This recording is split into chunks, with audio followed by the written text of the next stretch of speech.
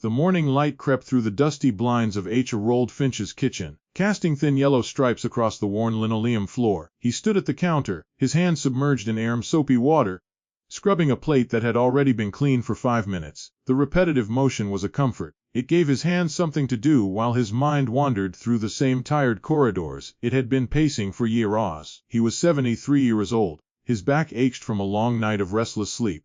His knees popped when he straightened them. His hair had thinned to a soft white fringe around a scalp dotted with age spots. But his hands were still strong. They had always been strong. They had built a home, and a family, though the family had long since stopped appreciating the effort. The house was quiet. It was always quiet now. The walls, painted a faded beige, held the echoes of a life that had once been fuller. There were photographs on the mantelpiece in the living room. Harold in his younger years, standing next to a woman with a gentle smile, his wife. She had been gone for 12 years now. Next to those photographs were newer ones, taken at family gatherings. Derek, his only son, stood stiffly next to his wife. Claire, their children, Lucas and Mia, smiled with the forced brightness of children who had been told to pose. Harold looked at those photographs every evening. He had done so for as long as he could remember, but lately, the smiles seemed less genuine. The gooey warmth he used to feel when he looked at them had faded, replaced by a dull ache he could not quite name. He finished washing the plate and set it in the drying rack. He dried his hands on a thin towel that had seen better days. The towel was frayed at the edges, another relic of a life lived modestly. He could afford better towels. He could afford much better everything, but no one in his family had ever asked, and he had never offered. That was the arrangement, Harold realized. That was the unspoken contract he had signed decades ago. He would provide, he would give. He would open his wallet and his home and his heart, and he would ask for nothing in return, and in exchange he would be tolerated. He would be allowed to exist on the fringes of his own family's life. A quiet, unremarkable presence who showed up on holidays and birthdays and was otherwise forgotten. He remembered the first time he had felt the sting of that arrangement. It was 15 years when Derek had graduated from college. Harold had paid for the entire education, every tuition bill, every text, every meal plan.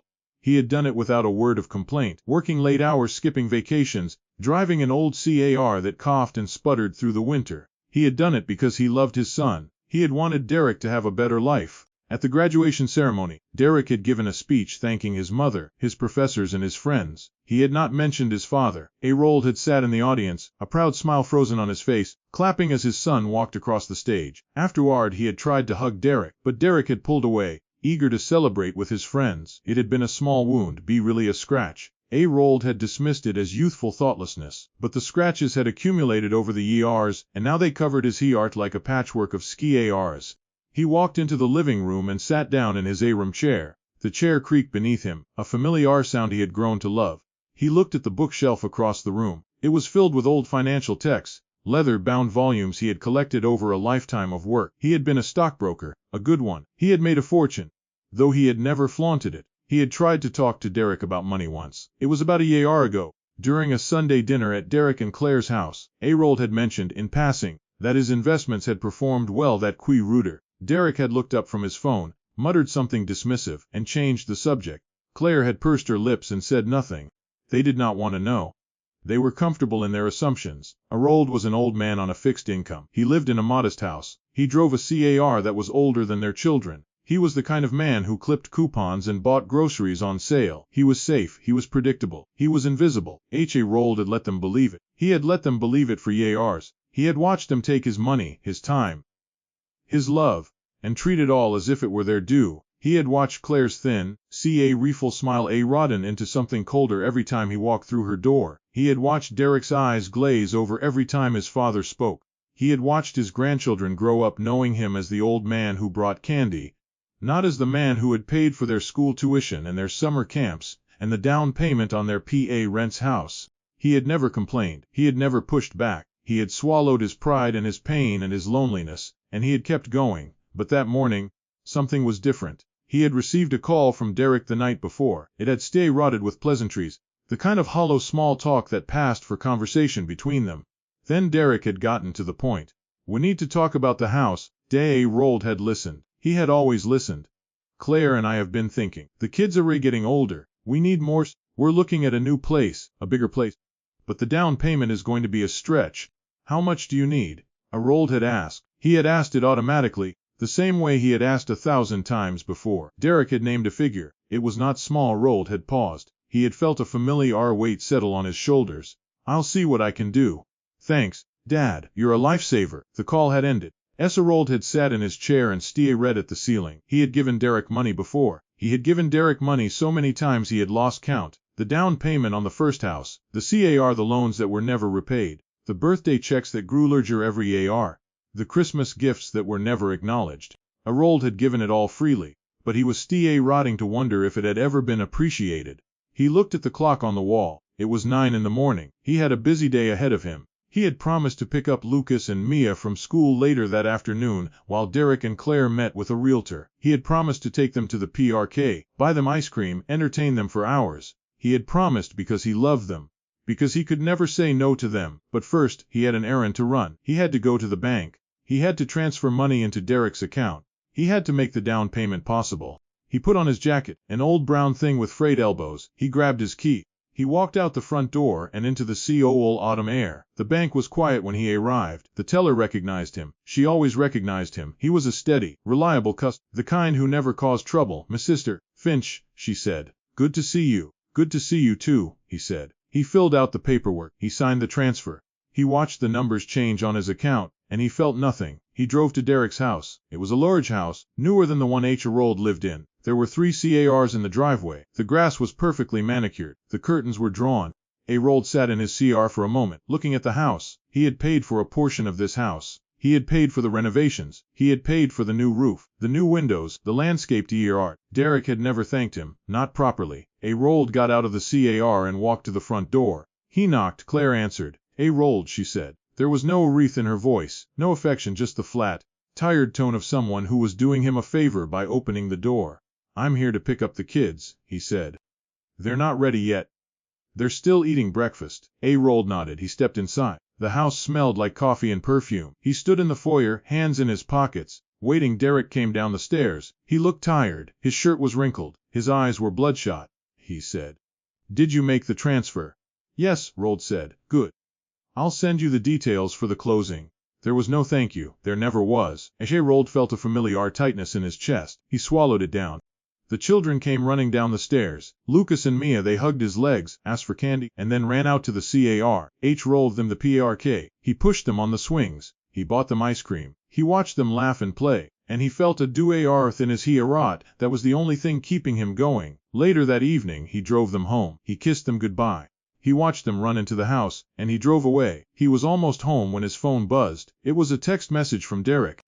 Get lost! My wife can't stand you! Rold pulled over to the side of the road. He read the message 3 times. His hands trembled on the steering wheel. He thought about the eras of silence, the eras of giving, the eras of being invisible. He thought about the money he had just transferred, the money he would never see again. He thought about Claire's cold smile, Derek's dismissive eyes, the grandchildren who loved candy more than they loved him, and something inside him broke, not the soft, sad breaking of a man who had lost everything, cold breaking of a man who had finally had enough. He set the phone down. He took a deep breath. He looked out the windshield at the empty road ahead. He had been quiet for too long. He had been patient for too long. He had given and given and given, and all he had gotten in return was a text message telling him to get lost. He had been a fool, a generous, loving, foolish man who had believed that if he gave enough, his family would eventually see him. But they had never seen him. They had only seen what he could provide. Rold stood the CAR. He drove home. He walked into his house and sat down in his room chair. He did not cry. He did not rage. He simply sat there in the quiet and let his thoughts settle. He thought about his bank accounts. He thought about his investments. He thought about the fortunes he had built, the wealth he had accumulated, the life he had created. He thought about the will he had drafted years ago, leaving everything to Derek. And he thought about the changes he was going to make. He reached for his phone. He opened his contact. He found the name of his lawyer. He did not call, not yet. He would call in the morning. Tonight, he would sit in his chair and plan. He would think about the future he had been denied. He would think about the justice he deserved, and when the time was right, he would strike. He looked at the ceiling. The crack was still there. He had not fixed it yet, but he would fix it. He would fix everything. He would remind his son exactly who he was. The phone buzzed again. Another message from Derek. I'm serious. Just leave us alone. We don't need you. Rold read the message. He did not reply. He turned off the phone. He set it on the side table, and he smiled. It was a cold smile, a quiet, The smile of a man who had finally decided to stop being a doormat. They had drawn a line, and H.A. Rolled Finch was going to make sure they regretted stepping over it. He had a long list of things to do, a list of moves to make, a list of people to call. But he would do it in his own time, and when he was done, Derek and Claire would look back on this moment and realize exactly what they had thrown away. Rolled leaned back in his chair. He closed his eyes, and for the first time in years, he felt at peace. The battle was coming, but he was ready. The next morning, Rolled Finch woke before the sun. He had not slept well, but he had not expected to. His mind had been churning all night, turning over possibilities, weighing decisions, calculating the exact weight of every move he was about to make. He lay in bed for a long moment, staring at the ceiling, letting the quiet of the house settle around him. The crack in the ceiling was still there. He had been staring at it for years. It had rotted as a hairline fracture, and had grown slowly over time. He had always meant to fix it. He had always told himself he would get around to it, but he had never done it. It was just one more thing he had put off, one more thing he had sacrificed on the altar of his family's needs. He sat up slowly, his joints protested, his back ached. He was an old man, and he felt every one of his 73 years this morning. But there was a fire in his chest that he had not felt in decades. It was not anger, it was something more precise. It was determination. He showered and dressed in his usual clothes, a white shirt, a pair of worn leather shoes. He looked at himself in the mirror and saw a man who had spent a lifetime being overlooked. The face looking back at him was lined and tired, but the eyes were clear. They had been cloudy for years, full of unspoken pain and quiet resignation, but this morning they were He made his coffee and drank it standing at the kitchen counter. He did not sit down, he did not want to sit. He wanted to move, he wanted to act. He had spent too many years being passive, letting life happen to him. It was time to start making things happen. He picked up his phone. There were no new messages from Derek. That did not surprise him. Derek had said what he wanted to say. He had drawn his line in the sand. He had made his position clear. Rolled scrolled to Leonard Ross's name and pressed the call button. Leonard answered on the second ring. "It's Rolled said. "I need to see you today, it's important." There was a pause on the other end. Leonard had been Rold's lawyer for 30 years. He knew Rold well enough to recognize when something had shifted. "I'll clear my schedule," Leonard said. "Come by at 10. Rold ended the call. He finished his coffee and washed the mug. He looked around the kitchen and thought about how much time he had spent in this room, preparing meals for family gatherings that no one had appreciated. He thought about the Christmas dinners he had hosted, the Thanksgiving turkeys he had seared, the birthday cakes he had baked. He had done it all with a smile on his face, pretending that the lack of gratitude did not matter. But it had mattered. It had always mattered. He drove to Leonard's office. The streets were quiet. The sun was rising over the rooftops, casting long shadows across the pavement. Rold rolled down the window and let the cool air wash over his face. It felt good. It felt like a beginning. Leonard's office was the same as it had always been. The same low building, the same lemon-scented lobby, the same painting of a wheat field behind the desk. Rold sat down in the chair across from Leonard and folded his hands in his lap. "You look different," Leonard said. "I feel different. Tell me what happened." Rold pulled out his phone. He opened the text message from Derek and handed the phone to Leonard. Leonard read it, his face betraying nothing. He handed the phone back. Leonard said, "It is. And what do you want to do about it?" Rold leaned forward. "I want to change my will. I want to take Derek out of it entirely." Leonard nodded. He picked up his pen and tapped it against the desk. "That's a big step, Rold. Are you sure?" "I've never been more sure of anything. And the grandchildren." Rold had thought about Lucas and Mia. He had thought about them all night. They were innocent. They did not know what their father had done. They did not know what their mother had said. They were just children, caught in the middle of something they could not understand. But Rold was a practical man. He had spent his life understanding cause and effect. He knew that money had a way of shaping people, of bending them in directions they might not otherwise go. He had seen it happen to Derek. He had watched his son become entitled, demanding and dismissive. He had watched Claire's coldness grow and fester. He had seen the way they treated him, and he knew deep down that the money had made it worse. He did not want to create that same problem for his grandchildren. "I'll set up trusts for them," Rold said. "Enough to pay for their education, enough to give them a STA, but the bulk of the estate will go to charity, to causes that matter to me." "Which causes?" Rold reached into his pocket and pulled out a small notebook. He had written down a list of organizations the night before: a scholarship fund for underprivileged students, a hospital that provided free C-ray to the elderly, a wildlife preserve that had been a favorite of Marga Retz. "There," he said, handing the notebook to Leonard. Those are the ones. Leonard studied the list. His eyebrows rose slightly. These are significant organizations. Aisha rolled. They'll be grateful for your support. I don't see about their gratitude, Rold said. I see about doing something that matters. I spent my life giving to people who took it for granted. I want to give to people who will actually use it. Leonard set the notebook down. I'll start drafting the new documents. It will take a few days. In the meantime, I suggest you take some time for yourself. You look like you need it. Rold smiled. It was a thin smile, but it was genuine. I've been taking care of everyone else for so long. I forgot what it felt like to take care of myself. That's a common problem, Leonard said. You'll find it's not as hard as you think. Rold. He shook Leonard's hand and walked out of the office. The hallway was quiet. The fluorescent lights buzzed overhead. He walked to the elevator and pressed the button. As the doors closed, Rold allowed himself a moment of reflection. He had taken the first step. He had made a decision. He had drawn his own line in the sand. But there were still things he needed to do. He needed to secure his assets. He needed to move his money into accounts that Derek could not touch.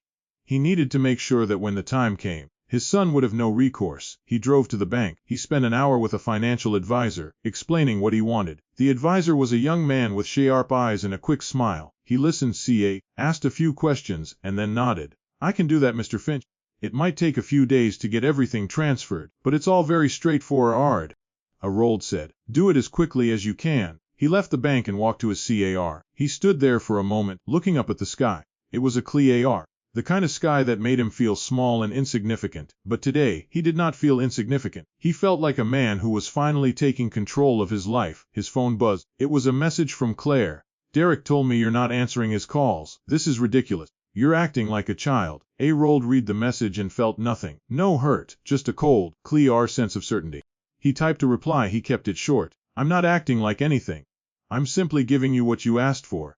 He sent the message and put the phone away. He got into his car and drove home. That eve, he sat in his Aram chair and looked at the photographs on the mantelpiece. He studied Derek's face, the way he stood with his shoulders screw red and his chin lifted, as if he were always ready to defend himself. He studied Claire's smile, the way it never quite reached her eyes. He studied Lucas and Mia, their bright faces and eager expressions.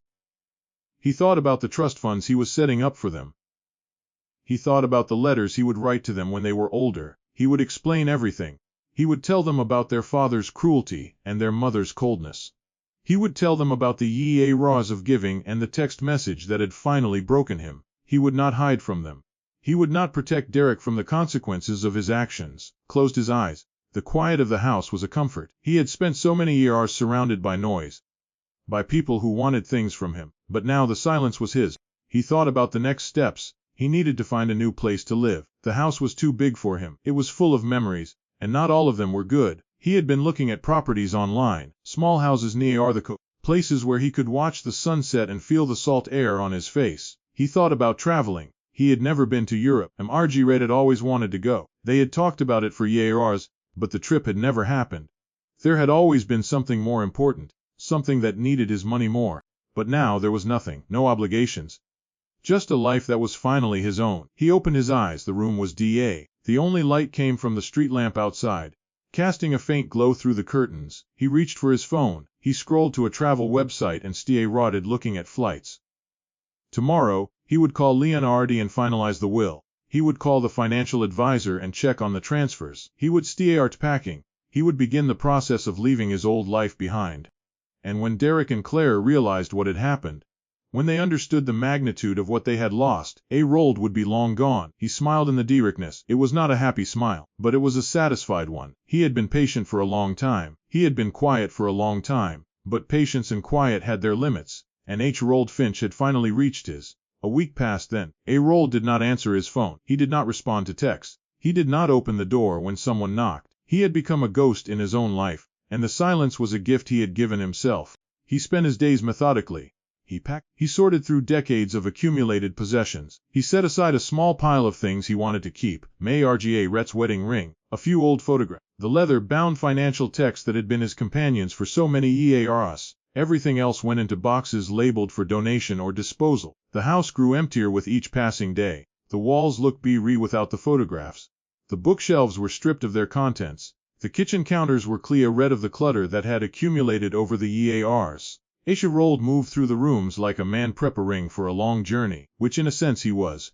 He had not told anyone about his plans. He had not told his neighbors, his few remaining friends, or the woman at the grocery store who always asked about his family. He had kept his intentions close to his chest, letting them grow and solidify in the quiet of his solitude. But the silence could not last forever. On a Thursday afternoon, the doorbell rang. Rold was in the living room, sealing a box of old clothes with packing tape. He paused. His hand hovered over the tape. He considered ignoring it. He had been ignoring all visitors for weeks. But something about the persistence of the ring made him pause. He walked to the door and looked through the peephole. Derek stood on the front porch. His face was flushed. His hair was disheveled. He looked like a man who had not slept in days. Rold opened the door. Derek's voice was strained. "I need to talk to you." "I don't think there's anything to talk about," Rold said. There's a lot to talk about. I've been trying to call you for 2 weeks. You haven't answered. You haven't replied to any messages. Claire is furious. She thinks you're trying to punish us." Rold leaned against the doorframe. He studied his son's face. Derek's eyes were red-rimmed. His jaw was tight. He looked angry. But there was something else underneath the anger. Something that looked like fear. "I'm not trying to punish anyone," Rold said. "I'm just giving you what you asked for. I didn't ask for you to cut us off. You told me to get lost. You said your wife can't stand me. You told me to leave you alone. I'm just following instructions." Derek hit Shia. He ran a hand through his hair. "That was a mistake. I was upset. Claire was upset. We had a fight. I took it out on you. I shouldn't have done that." "You're right," Rold said. "You shouldn't have. Can I come in? Please, I want to explain." Rold stepped aside. He did not want Derek to come in. He did not want to have this conversation. But he also knew that if he refused, Derek would only become more persistent. He would show up again and again, until Rold finally relented. Derek walked into the house. He looked around at the empty rooms, the packed boxes, the stripped shelves. His face went pale. "What's all this?" he asked. "I'm moving," Rold said. "Moving where?" "I haven't decided yet. Somewhere smaller. Somewhere quieter." Derek turned to face his father. His eyes were wide. "You're leaving? You're actually leaving?" "Yes." "This is crazy. You can't just disappear. You're my father. The kids need you. We need you." Rold felt a coldness settle in his chest. "You didn't need me 2 weeks ago. You told me to get lost. You said Claire can't stand me. You made it very clear that I wasn't welcome in your life." "That's not what I meant." "It doesn't matter what you meant. It matters what you said. Words have consequences, Derek. You should know that by now." Derek walked to the living room. He stood in the middle of the empty space, looking around at the BA walls.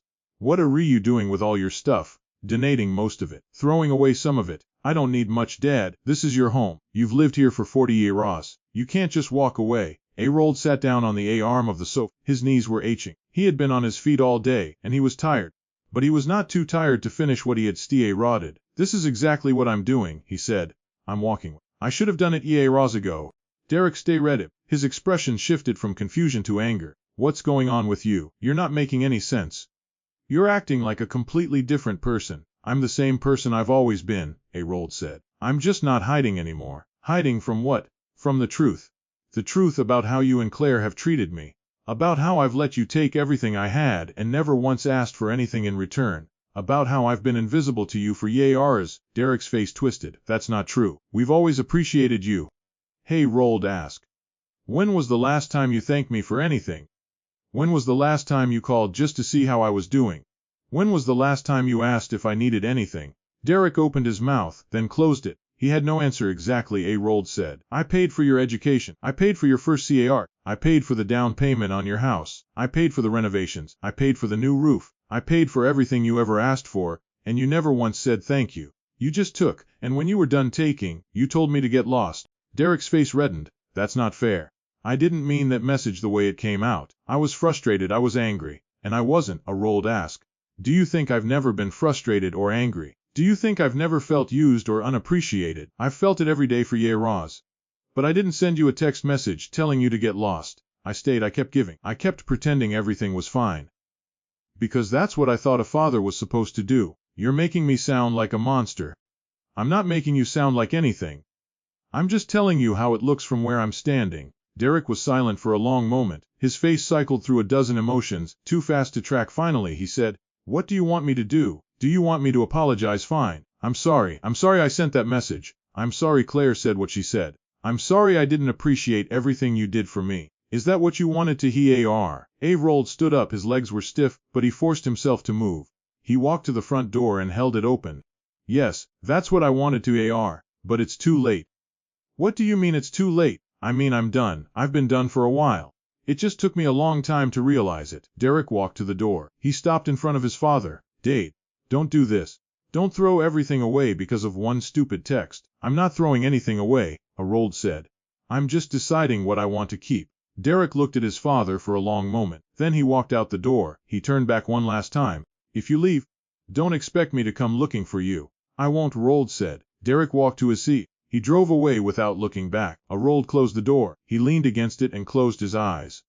The encounter had taken more out of him than he had expected. He could feel the familiar weight of sadness settling in his chest, but underneath the sadness, there was something else. Something that felt like relief. He had said what he needed to say. He had drawn his line in the sand. Derek had made his choice, and Harold had made his. He walked back into the living room. The boxes were still there, waiting to be taped.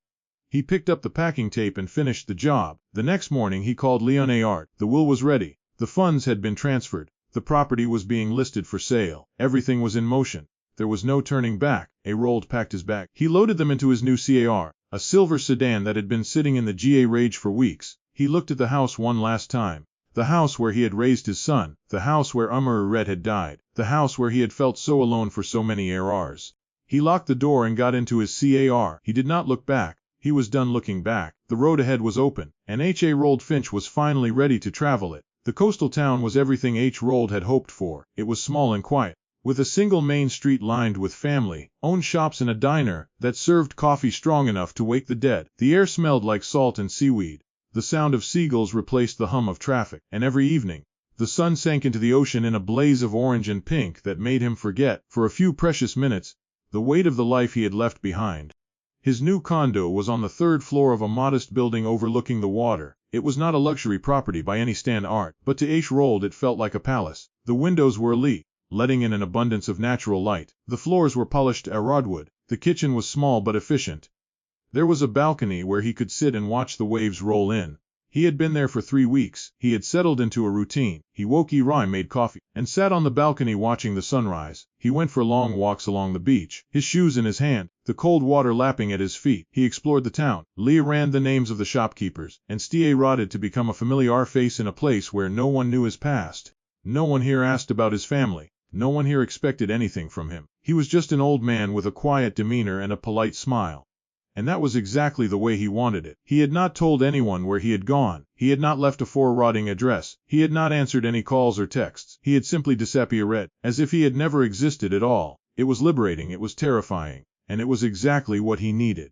But the past had a way of finding him. One afternoon, he was sitting on a bench near the pier, watching the fishing boats bob in the Cherbourg. The sun was warm on his face. He had a book in his lap, but he was not reading it. He was just sitting, letting the quiet wash over him.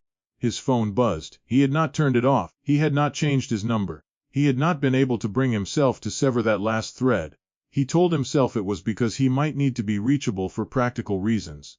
But he knew it was because a part of him was still waiting. The message was from an unknown number. He opened it. Mr. Finch, this is Officer Daniels from the county sheriff's office. Please call us regarding a missing person report filed by your son, Derek Finch. Harold read the message twice. He set the phone down beside him on the bench. He looked out at the Cherbourg, at the boats swaying gently in the water. A missing person report. Derek had filed a missing person report. He should have been angry. He should have felt violated. But instead, he felt a strange sadness. Derek had not called to apologize. He had not tried to make things right. He had simply decided that his father must be in trouble, because the alternative, that his father had chosen to walk away, was too much for his pride to be. Harold picked up the phone. He scrolled to Leona Ard's number and called. Leona Ard said, I was wondering when I'd hear from you. How's the coast? It's beautiful, Harold said. But I just got a message from the county sheriff. Derek filed a missing person report. There was a pause on the other end. I see. I wondered if he might do something like that. Can you handle it? I don't want to talk to him directly. I can make a call. I'll let them know you're fine and that you're not missing. I'll tell them you've relocated voluntarily and that you have no desire to speak with your son at this time. Are you sure you're okay?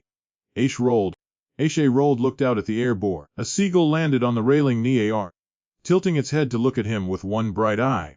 I'm better than I've been in years, he said. I'll call you if I need anything. He ended the call. He sat on the bench for a long time, watching the sun climb higher in the sky. That evening, as he was making dinner, his phone buzzed again. This time, it was Claire. I can't believe you. The message read, Derek was worried sick. He thought something had happened to you. Do you have any idea what you put him through? You're a selfish, manipulative old man. A-rolled read the message. He set the phone down and continued chopping vegetables. He did not reply. An hour later, another message came through, this time from Derek Dade. I'm sorry for filing the report. I was worried. I didn't know where you were. I thought you might have gotten hurt. Please just tell me you're okay. Rolled looked at the message for a long moment. He thought about the house he had left behind, the empty rooms, the pack boxes, the life he had walked away from. He typed a reply, I'm fine, I'm safe, I'm living on the coast now. I don't want to be found. Please stop looking for me. He sent the message and turned off his phone. The next morning, he left the condo Rye. He walked to the diner, ordered his usual coffee, and sat in a booth by the window. The place was quiet. A few locals sat at the counter, nursing their cups and reading the newspaper. Roll drank his coffee and watched the world go by. He thought about the conversation he had just had with Derek. He thought about Claire's angry messages. He thought about the missing person report and the FAR that must have driven Derek to file it. But he could not bring himself to feel sorry for them. They had made their bed, they had drawn their line, and now they were living with the consequences. He finished his coffee and paid his bill. He walked out into the morning sun and started his usual walk along the beach. His phone vibrated in his pocket. He ignored it. The beach was empty. The tide was low, leaving behind a wide stretch of damp sand. Rolled walked along the water's edge, his shoes tied together and slung over his shoulder. The cold water washed over his feet, and he felt a peace that had been absent from his life for a very long time. He stopped and looked out at the horizon. The sky was a pale blue, fading to white near the sun. He thought about his grandchildren. He thought about the trust funds he had set up for them. He thought about the letters he would write them someday, explaining why he had done what he had done. He hoped they would understand. He hoped they would grow up to be better than their PA rents. He turned and walked back to the condo. The day stretched ahead of him, full of small pleasures, a good book, a walk to the pier, a quiet dinner alone. It was not the life he had imagined for himself, but it was the life he had chosen, and for the first time in years, it felt like his own. That afternoon, he called Leonard. The will was finalized, the assets were secure, the trusts were funded, everything was in place. Rolled said. Of course, Rolled. I'm here if you need me. I know. That's why I keep you around. Leonard laughed. Take care of yourself. Old friend, I will. Rolled ended the call and sat down on his balcony. The sun was beginning to set, painting the sky in shades of gold and crimson. He watched it slowly sink below the horizon, and for the first time in a very long time, he felt like he was exactly where he was supposed to be. The letter arrived on a Wednesday. It was a simple white envelope, unremarkable in every way, addressed in Claire Shayar, Angu. Rolled found it in his mailbox when he returned from his morning walk along the beach. The salt air had been bracing that day, and his cheeks were flushed with the cold. He held the envelope in his hand for a long moment, turning it over, studying the stamp and the postmark. He had been living on the coast for nearly 4 months now.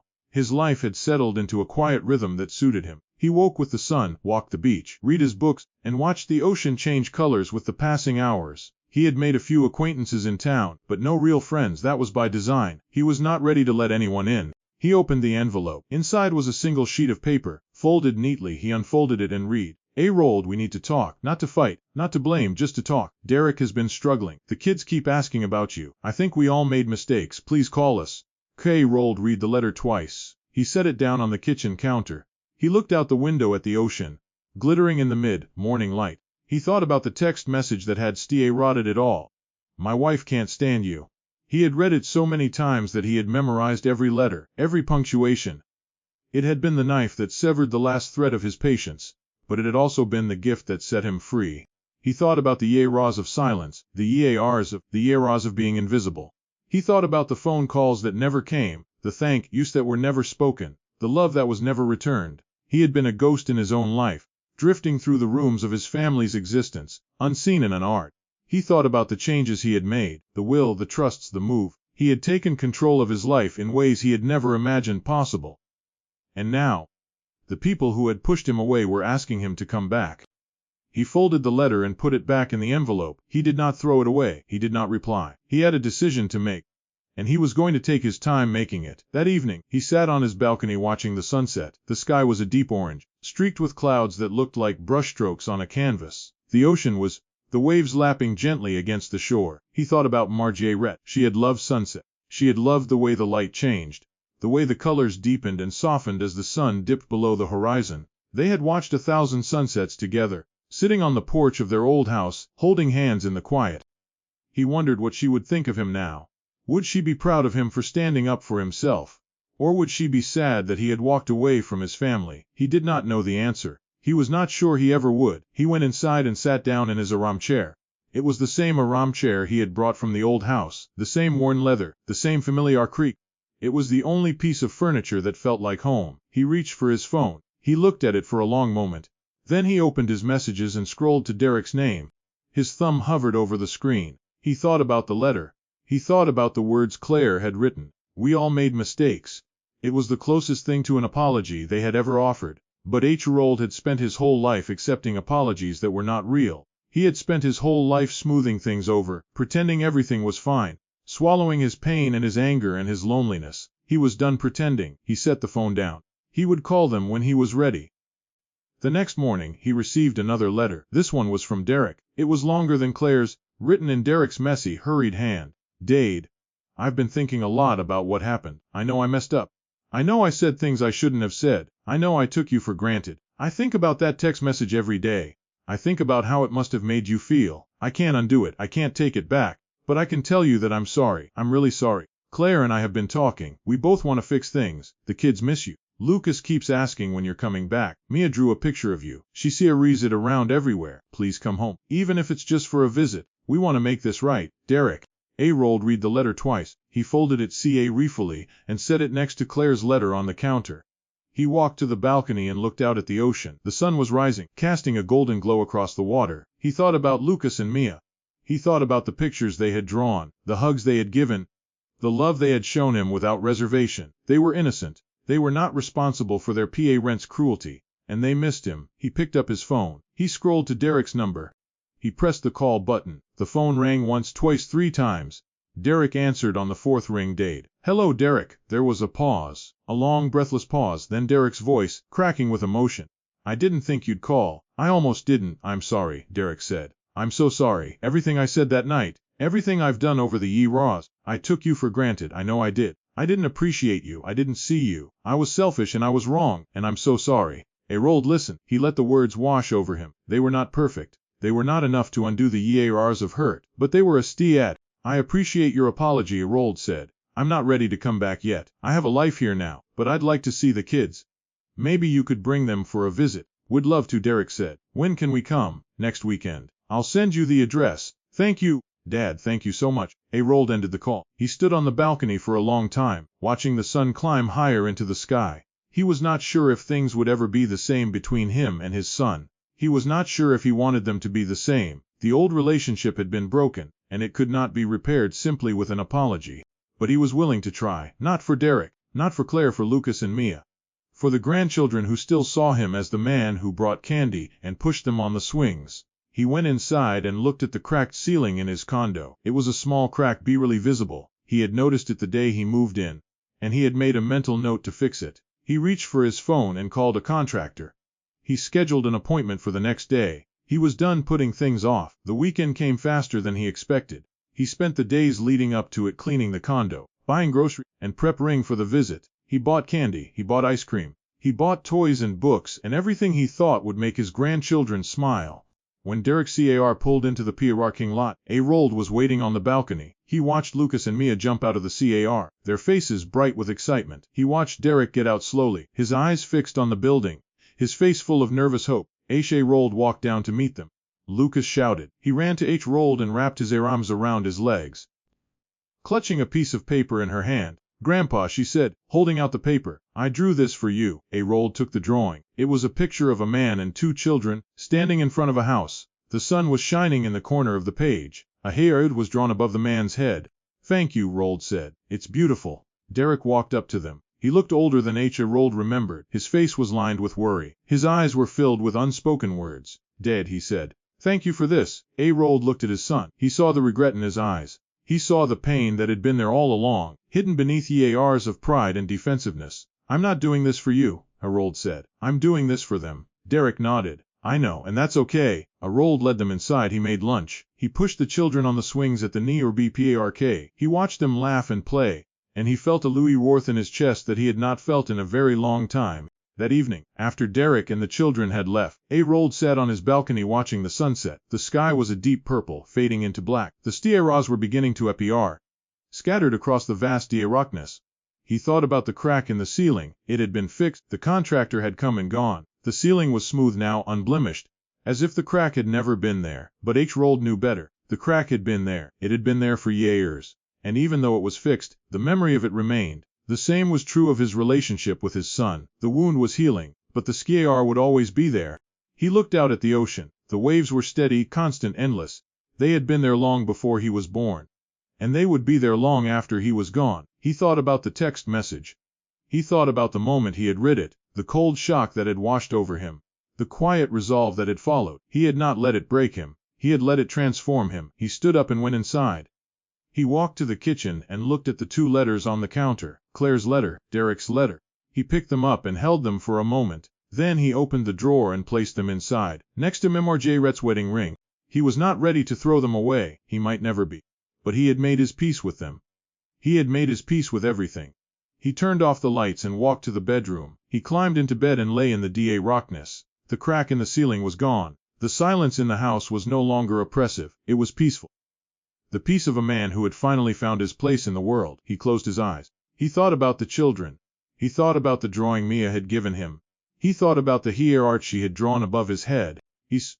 And for the first time in as long as he could remember, he slept peacefully. The sun would rise tomorrow. The waves would keep rolling. And Rold Finch would keep living his life on his own terms. That was enough. That was more than enough.